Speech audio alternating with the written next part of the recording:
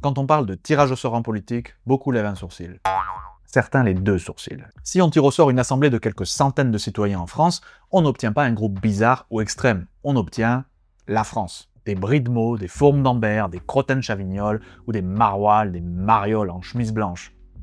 Nous quoi. Et c'est pas une opinion, c'est un fait mathématique. La seule condition, c'est de proposer des modalités suffisamment attractives pour que tout le monde accepte de participer. Les élections, elles, produisent toujours le même clacos. Ça s'appelle la fouille. Elles sélectionnent les profils compétitifs, aux dents longues, disponibles, entraînés à la conquête du pouvoir et en campagne permanente. Si t'es discret, timide ou juste occupé à bosser, passe ton tour, bébé.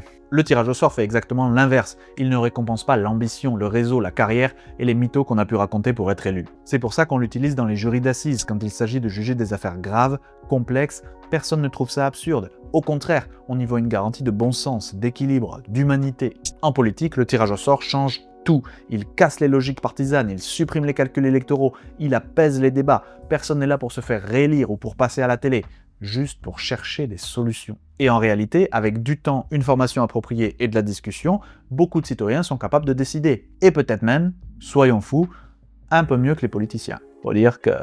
un hectare, c'est un hectare. Et surtout, les mandats sont courts, non cumulables, donc le renouvellement est permanent. Les Athéniens faisaient déjà ça il y a 25 siècles. Tiré au sort, tu sers la cité, et puis tu retournes cultiver tes olives. Comme le disait Aristote, être libre, c'est être tour à tour, gouverné et gouvernant. On aura, dans une assemblée tirée au sort, des gens qui seront là pour défendre les préoccupations des citoyens, les loyers, les transports, l'école, le travail, la vraie vie, et pas seulement leur fromage. C'est quoi les petites trucs blanches maintenant?